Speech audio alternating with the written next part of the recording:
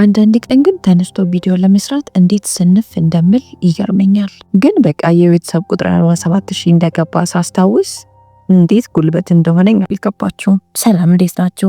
ዛሬም ሁልጊዜም እንደማረገው አሪፍ ያልኩትን ፊልም ይዤላችሁ መጥቻለሁ። የዛሬውን ፊልም ለእናንተ ከመስራቴ በፊት ፊልሙን እያየሁት ነበረ እና በቃ የሆነ ምንም ያልጠበቁት አይነት አስተላለቅ ነው ፊልሙ ያለቀው። እስኪ ፊልሙን እስከ መጨረሻው እዩትና ሀሳብ አስተያየታችሁን ኮሜንት ታደርጉልኛላችሁ። በምሰራቸው ፊልሞች ሌሎች ሰዎች ጋር እንዲደርስ የላይክ ምልክቷን መጫን እንዳትረሱ። ፊልሙ ሲጀምር አንራን የተባለ ሴት በስልክ ፍቅሯን ለአንድ ሰው ስትገልጽ ያሳየናል። ይህም ሰው ያንግ ዩዋን ይባላል። የሚገርማችሁ ነገር ይሄ ሰው የመጀመሪያ ፍቅሯ ነው። የእነዚህ ሰዎች ፍቅር የሚጀምረው ገና በልጅነታቸው ነበር። ፍቅራቸውም የጀመረው አንራን ዮንግዋን የሚማርበት ትምህርት ቤት የተዘዋወረች ቀን ነበረ። የዛን ሰዓት ዮንግዋን ዩኤጂን የተባለው ጓደኛው እች ልጅ ተከተላት ብሎ ያስጠነቅቀዋል። ዮንግዋን ከዛን ቀን ጀምሮ አንራንን ሁሌ ነበር የሚከተላት። አያናግራትም። ወደ ትምህርት ቤት ስትሄድም ስትመጣም ዝም ብሎ ይከተላታል። ማውራትና በመካከላቸውም ጓደኝነት የተፈጠረው ሁለቱም እናታቸውን በሞት እንዳጡ ሲያውቁ ነው። ከዛን ቀን ጀምሮ አንራን ቀስ በቀስ ዮንግዋንን ለማወቅ እየፈለገች ትመጣለች። ዮንግዋን ሁሌም ነበረ አሮጌና ቀዳዳ ልብስ እየለበሰ ወደ ትምህርት ቤት የሚመጣው። እናትና አባቱን በሞት ካጣቸው ጊዜ ጀምሮ ከአያቱ ጋር ነው የሚኖረው። አንራን ደግሞ ከአባቷ ጋር ነበር የምትኖረው። አንድ ቀን ዮንግዋን እንደተለመደው አሮጌ ልብሱን ለብሶ አርፍዶ ነበር ትምህርት ቤት የደረሰው። ሁሉም ተማሪዎች ቀይ ስካርባቸውን አድርገው ነበር፣ እሱ ብቻ ነው ያላረገው። ስካርቡንም ስለረሳ አስተማሪዋ እንዳትቀጣው ፈጠን ብሎ ወደ ቤት ይመለስና ስካርቡን ፈልጎ አገኘው። በሚያሳዝን ሁኔታ ስካርቡ አርጅቶና በጣም ቆሽሾ ነበረ። እንደዛም ሆኖ ግን ቅጣት መቀጣት ስላልፈለገ ያንን ስካርፍ በድጋሚ በኮንፊደንስ አድርጎት ወደ ትምህርት ቤት ይመጣል። አሁንም ከትምህርት ቤት ከተለቀቁ በኋላ እንደተለመደው አንራንን የተከተላት ወደ ቤት ይሸኛታል። እሷም ሁኔታውና ድርጊቱ በጣም ስላሳዘናት የራሷን ስካርፍ አውልቃ ሰጠችው። አባቷም የሰጣት ብር ስለነበረ ከትምህርት ቤት እየተመለሱ መንገድ ላይ ምግብ ገዛችለት። ዮንግዋንም አንራን የገዛችለትን ምግብ ወስዶ ለአያቱ ያሳያታል። አያቱም ኬት አመጣ ገዛ ብላ በጣም ነበር የተናደደችበት። እናም ብር የሰረቀ ነበር የመሰላት። ዮንግዋንም እንዴትም ብሎ በመከራ ለአያቱ ያስረዳታል። እኔ ገንዘብ አልሰረኩም፣ ጓደኛዬ ነች የገዛችልኝ አላት። ይህንንም ስትሰማ አያትየው እንካ የዝች ልጅን ብር መልስላት ብላ ካላት ገንዘብ ላይ ሰጠችው። ምንም ሳያቅማማ ዮንግዋን የሚቀጥለው ቀን ገንዘቡን ለአንራን ይመልስላታል። እሷም አልቀበልህም ብላ ድርቅ እንደምትልበት እርግጠኛ ስለሆነ ብሩን የማትቀበይን ከሆነ ከዚህ በኋላ ጓደኛሞች አንሆንም ብሎ ያስፈራራታል።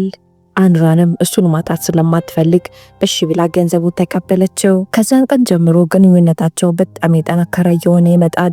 ሁሉም ቦታ አብረው የሚሄዱ ጓደኛሞች ይሆናሉ። ብዙም አልቆየም የዮንግዋን አያት ትሞትና ከአጎቱ ጋር ደግሞ እንዲኖር ይገደዳል። አጎቱ በጣም አንቀሽቅዦት እየጎተተ ይዞት ስለሄደ አንራንን ቻው እንኳን አላላትም።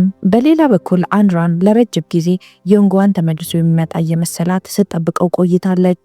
እንዲሁ ቻው ሳይላት ተነስቶ መሄዱ በጣም ግራ ነበር ያጋባት። አመታቶች ተቆጠሩ። አንራን አሁን የሕክምና ተማሪ ሆናለች። ትምህርቷንም ወደ ውጭ ሀገር ሄዳ መማር ስለፈለገች አሁን ላይ የውጭ ትምህርት ፕሮሰስም ጀምራ ነበር። ዮንግዋን ከረጅም ጊዜ በኋላ ተወልዶ ወዳደገበት ሰፈር ተመልሶ ይመጣል። ሰፈሩ ድሮ ልጅ እያለ እንደሚያስታውሰው አልነበረም። አሁን በጣም ትልልቅ ፎቆች ተሰርተው መንገዶች ተሰርተው ብዙ ነገሩ ተቀይረዋል። እንደዛም ሆኖ ግን ባገኘው አጋጣሚ ብሎ አንራንን ይፈልጋት ነበረ። እናም ደግነቷ መቼም ቢሆን ከውስጡ አይጠፋም። አሁን ላይ ዮንግዋን የሚሰራው ያጎቱ ትልቅ ድርጅት ውስጥ ነው። እናም እቃ መላላሽና አድራሽ ሆኖ ነው የሚሰራው። አንድ ቀን አንራን ልብስ ልትገዛ የዮንግዋን አጎት ሱቅ ውስጥ ትገባለች። ዮንግዋን ልክ እንዳያት ነበር ያወቃት። ከሱቁ ከወጣችበት ሰዓት ጀምሮ በልጅነቱ ልክ እንደሚያደርገው ከኋላዋ ይከተላት ጀመር። እናም መንገድ ላይ አንድ የሚያውቃት ሰው ሊተናኮላት ሲሞክር ዮንግዋን እጁ ላይ ይዞት የነበረውን ፍራፍሬ እዚህ ሰው ላይ ይወረውርበታል። አንራን ዞር ብላ እንደተመለከተችው በጣም ነበር የደነገጠችው። ዮንግዋን ተመልሶ መጥቷል። መቼም ተመልሶ ይመጣል ብላ አስባት ታቅም ነበር። ከተገናኙም በኋላ ወደ ቤት እየሸኛት እያለ ኃይለኛ ዝናብ ይዘንብባቸዋል። እናም አንድ የሚጠለሉበት ቦታ ፈልገው ሁለቱም ተጠለሉ። እሷ እያየችው ዝም ብላ ትስቃለች። በጣም ተደስታ ነበር። በፊት አጭርና በቁመት ትበልጠው ስለነበረ አሁን እንደዚህ መርዘሙና እሷን በቁመት መብለጡ በጣም ያስገርማት ይመስላል። ከዛም ታስጠነቅቀዋለች። ሁለተኛ የዛኔ ጥለኸኝ እንደሄድከው ምንም ነገር ቢፈጠር ጥለኸኝ እንዳትሄድ አለችው። እሷም ለትምህርት ወደ ውጪ ፕሮሰስ እንደጀመረችም አልደበቀችውም። እናም መቼም ቢሆን የመሄጃ ጊዜን አሳውቅሃለሁ፣ እሱም ብቻ አይደለም ሁሌም የት እንዳለው ታውቃለህ አለችው። ያንጊዋን አንራንን ገና እንዳገኛት ለትምህርት ደግሞ ወደ ኒውዮርክ መሄዷ በጣም ሀሳብ ሆኖበታል። አብሯት ለመሄድ አስቦም ስለነበረ ሰዎችን እንዴት እንደሚኬድ ይጠይቃቸዋል። ሁሉም ሰዎች ወደ ውጪ ለመሄድ እኮ በጣም ብዙ ፕሮሰስ አለው፣ እሷም በጣም ብዙ ፈተናዎችን አልፋ ነው ለዚህ በቃችሁ ብሎ ሊያስረዱት ይሞክራሉ። በዚህ መሃል የዮንግዋን አጎት ይመጣና እጥል ወደ ስራ ተመለስ ብሎ ተቆጣው። የዮንግዋን አጎት እቃ የሚልኩለት ድርጅቶች በስህተት በጣም ብዙ የህፃናት መጫወቻ ይልኩለታል። አጎትየውም እንዴትም አድርጎ ዮንግዋን እነዚህ መጫወቻዎች ሸጦ ብር ሊያመጣለት አዘዘው። አንራንም እነዚህ መጫወቻዎች ለመሸጥ ልትረዳው ተወስናለች። የትኛውም ህፃን መጫወቻውን ለመግዛት ፈቃደኛ አልነበረም። በስተመጨረሻም አንድ ትንሽ ልጅ ይህንን መጫወቻ መግዛት ፈልጎ ኪስ ውስጥ ገንዘብ አልነበረውም። አንራንም ለዚህ ህፃን ልጅ በነፃ እንስጠው ብላ ዮንግዋንን ስትጠይቀው እሱም እሺ ብሎ ነበር በሀሳቧ የተስማማው። እንደ አጋጣሚ ሆኖ እዚህ ልጅ ላይ ይህንን መጫወቻ ያዩ ህፃናቶች በጠቅላላ መጫወቻውን ለመግዛት እየተሯሯጡ ይመጣሉ። እናም ሁሉንም መጫወቻዎች በጠቅላላ የዛኑ ቀን ሸጠው ጨረሱ። ከዛም አንድ ላይ የሚወዱትን አርቲስት ለማየት ወደ ኮንሰርት ገቡ። ዮንግዋንም ሄዶ አርቲስቶቹን ያናግራቸውና አንድ ዘፈን አንራንን ይጋብዛታል። ይህንን ዘፈን ከልጅነታቸው ጨምሮ ሁለቱም በጣም ስለሚወዱት ወደ ኋላ መለስ ብላ የልጅነት ጊዜዋን ማስታወስ ጀመረች። የሚቀጥለው ቀን አንራን ዮንግዋንን ስራ ለማገዝ ወደ ስራ ቦታ ትመጣለች። እናም ልጅ እያሉ መልሶ የሰጣትን ሳንቲም አሁንም ይዛው እንደምትዞር አሳየችው።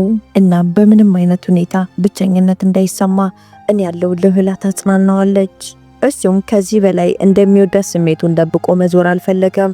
እናም እንዴትም ተደፋፍሮ እንደሚወዳት ይነግራታል። የሚያሳዝነው ነገር ከዛን ቀን ጀምሮ አንራን ዮንግዋንን ፈልጋ መታው አታውቅም። ምን ማድረግ እንዳለበት ግራ ተጋብቶ ለጓደኛው ለአንራን ፍቅሩ እንደገለጸላትና እንደራቀችው ይነግረዋል። ዮንግዋን የመሰለው እሱ በጣም ደሃ ስለሆነ ንቃው አብረው መሆን ያልፈለገች ነው። እናም ራሱን ለመቀየር በጣም ወስኖ ጠዋትና ማታ ያለ እረፍት ነበር የሚሰራው። ጓደኛውም ዮንግዋን ቶሎ ሀብታም መሆን እንደሚፈልግ ሲረዳ ለምን በመሃል ቤት ሆነ ዶላርን አትገዛምና አትሸጥም ይለዋል። ዮንግዋንም ይህንን ስራ እንደጀመረ ነበረ አካባቢው ላይ ይህንን ከሚሰራ አንድ ባለ ሀብት ጋር የተጣላው። ዮንግዋንም እስከዛሬ ሰርቶ ያጠራቀመውን ገንዘብ ወስዶ ለአንራን ይሰጣታል። ኒውዮርክ ስትሄጂ ገንዘብ ያስፈልግሻል ነበር ያላት። አንራን ግን አልፈልግም ብላ ብሩን መለሰችለት። እሱም እሷ ባላወቀችበት መልኩ ቀስ ብሎ መልሶ ብሩን ቦርሳ ውስጥ ከትላታል። ጥሏት ሊሄድ ሲልም አንራን ከኋላው ተከተለችውና እንዴትም ብላ አስቆመችው። በዚህ መሃል ነው ከዮንግዋን ጋር የተጣላው ያ ባለ ሀብት ሰው ያገኛቸው።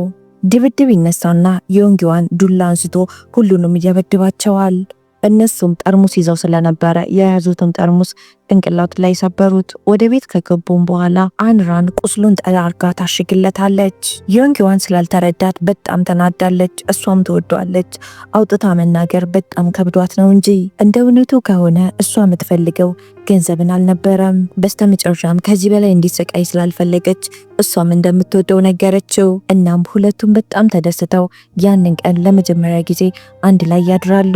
ከዛን ቀን ጀምሮ አንራን ኒውዮርክ ሄጄ እማራለሁ የሚለው ሀሳቧን ለመሰረዝም ታስባለች። እናም የሚቀጥለው ቀን ዮንግዋንን ከአባቷ ጋር ለማስተዋወቅም ወሰነች። የሚቀጥለው ቀን አንራን ከስራ ከወጣች በኋላ ዮንግዋንን እየጠበቀችው ነበር አንድ ላይ ሄደው አባቷን እንዲተዋወቁ። የሚያሳዝነው ነገር ዮንግዋን ሳይሆን የመጣው ሌላኛው ጓደኛው ነው። እናም አትጠብቂው ዮንግዋን አይመጣም ብሎ ይነግራታል። እሷም ለምን ብላ ስትጠይቀው ሌላም የወዳትን ሴት አግኝቶ ከሷ ጋር ያለው ብሎ ይላታል። ይህንን ስትሰማ አንራን በጣም ነበር ያዘነችው። እንዲያደርጋል ብላ አልጠበቀችም ነበር። ያ ሁሉ ፍቅርና እንክብካቤ የሚፈልገውን ነገር እስኪያገኝ ነው ብላ ነበር ያሰበችው። አንራን ከዚህ በኋላ እዚህ ከተማ መቆየት አልፈለገችም። እናም ቀጥታ ወደ ኒውዮርክ ሄዳ ትምህርቷን ትጀምራለች። ጎን ለጎን ደግሞ ስራም እየሰራች ነው። አንድ ቀን ከትምህርት ቤት ከወጣች በኋላ ወደ ስራዋ ሳህን ልታጠብ ስትሄድ ራሷን ስታ ትወድቃለች። ሐኪም ቤትም ከሄደች በኋላ ሐኪሞቹ እርጉዝ እንደነበረችና አሁን ወደ ውስጥ የነበረው ጽንስ እንደወረደ ይነግሯታል። በዚህ ሰዓት ነው ማይክል የተባለ ሴት ተዋወቀችው። እሱም ብቸኛ ስለነበረች ካጠገቧ ሊርቅ አልፈለገም። እኔ እንከባከብሻለሁ ብሎ ቃል ይገባላታል። ከጊዜ ወደ ጊዜ አንራን ቀስ እያለች ለማይክል ልቧን እየከፈተችለት እየመጣች ነው። ማይክል ሰዓሊ ነው። ሁሌም ቢሆን ታዋቂ ሰዓሊ ለመሆን የሚያደርገው ጥረቶች አልሳካል ሲሉት በጣም ነበር የሚናደደው። የተወሰኑ አመታቶች ተቆጠሩ። አሁን ዮንግዋን በጣም ሀብታም ከሚባሉ ሰዎች ተርታ ተመድቧል። እንደ እውነቱ ከሆነ የዛን ቀን የአንራንን አባት ለመተዋወቅ እየመጣ እያለ ከያንግዋን ጋር የተጣላው ባለ ሀብት ያንግዋንን ያሳስረዋል። ረዘም ላለ ጊዜም እስር ቤት ቆይቶ ሲፈታ እሷ ጥላው ወደ ኒውዮርክ እንደሄደች ይሰማል። በእልህ ራሱን ለመቀየር በርትቶ ነበር የሰራው። አንድ ቀን ኒውዮርክ ውስጥ ከስራ አጋሮቹ ጋር ምግብ እየተመገበ እያለ ያንግዋን አንድ ሴት ይመለከታል። እናም አንራን ስለመሰለችው ከተቀመጠበት ተነስቶ ፈጠን ብሎ ይከተላታል። ግን እሷ አልነበረችም። አንራን አሁን ያለችበት ሁኔታ ጥሩ አይደለም። ከማይክልም ጋር ተጣልተዋል። የሚቀጥለው ቀን ያንግዋን አንድ የስዕል ኤግዚቢሽን ላይ ይገኛል። እናም የአንራንን ምስል ተስሎ ተመለከተ። አንራን መሆኗን ሲያረጋግጥ ፈጠን ብሎ ሰዓሊውን ያስጠራል። ሰዓሊው ማይክል ሆኖ ተገኘ። የአንራንን አድራሻ እንዳገኘ ምንም አላቅማማም። ቀጥታ ወደ ቤቷ ሄዶ በሯ ላይ ቆሞ ወደ ቤት እስክትመጣ ይጠብቃታል። አንራን በስተመጨረሻ ከስራ ወደ ቤት ስትመጣ በሯ ላይ ያንግዋንን ስትመለከተው በጣም ነበር የተነገጠችው። አማራጭ ስለሌላት ወደ ቤቷ እንዲገባ ትጋብዘዋለች። ይህ ማለት ግን አሁንም አንድ ላይ ናቸው ማለት አይደለም። ብዙም ሳይቆይ ሂድልኝ ብላ አባረረችው። አንራን አሁንም የሕክምና ትምህርቷን አልጨረሰችም። ለዚህም ጎን ለጎን አንዳንድ የምትሰራቸው ስራዎች አሉ። ከነዚህም ስራዎች ውስጥ አንዱ ቱሪስቶችን ከተማውን ማስጎብኘት ነው።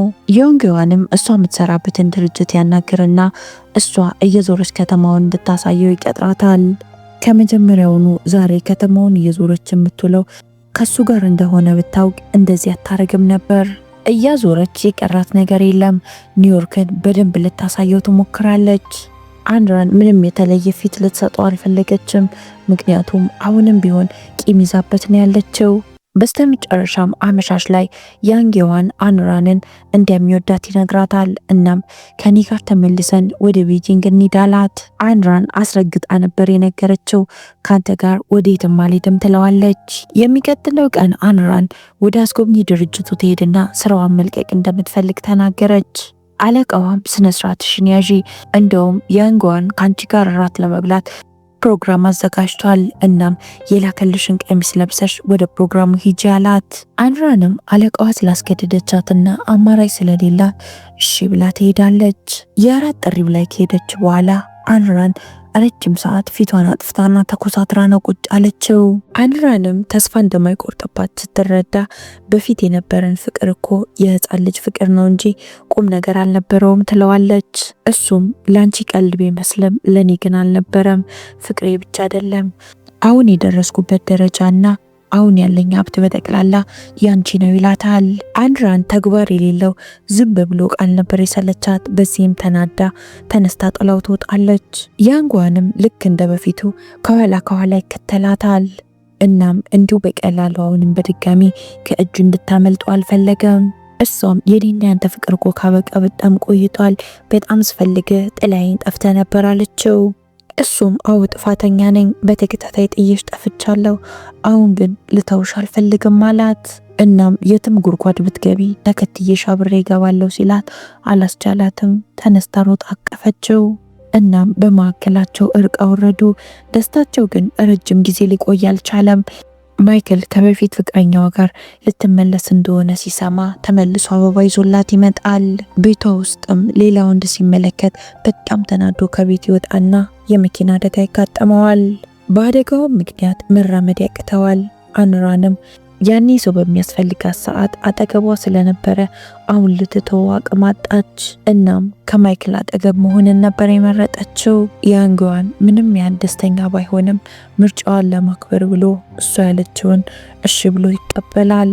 ከተወሰኑ ዓመታት በኋላ ማይክል አሁን ሙሉ ለሙሉ ተሽሎታል። አንራን ወዳው ሳይሆን ይሉኝታ ይዟት ከሱ ጋር እንደቆየች ሲረዳ ሂጂና እውነተኛ ፍቅርሽን ፈልጊው ከሱ ጋር መሆን ትችያለሽ ብሎ ነፃ ይለቃታል። የሚቀጥለው ቀን አንራን ምንም ነገር ሳትደብቅ ለዮንግዋን ደውላለት የሚሰማትን ስሜት አንድ በአንድ ነገረችው።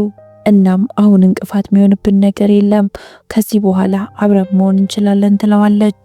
እናም አሁን ላይ ከሱ ጋር ወደ ቤጂንግ ለመመለስ ሁሉ ዝግጁ ነበረች። የሚያሳዝነው ነገር ግን ልክ እሷ ፍቅሩን ገልጻለት እንደጨረሰች ዮንግዋን መልስ ሊሰጣት አልቻለም። ምክንያቱም እሱ የነበረበት ህንፃ ላይ ቦምብ ይፈነዳና እሱና ህንፃው ላይ የነበሩ ብዙ ሰዎች ይሞታሉ።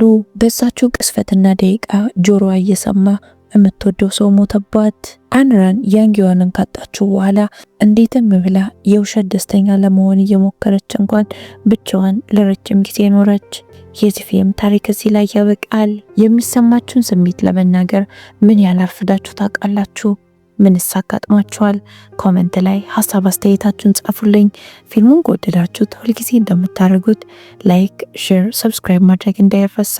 ነገ በሌላ ፊልም እስከምንገናኝ ድረስ ቻው። በጣም የምወዳችሁ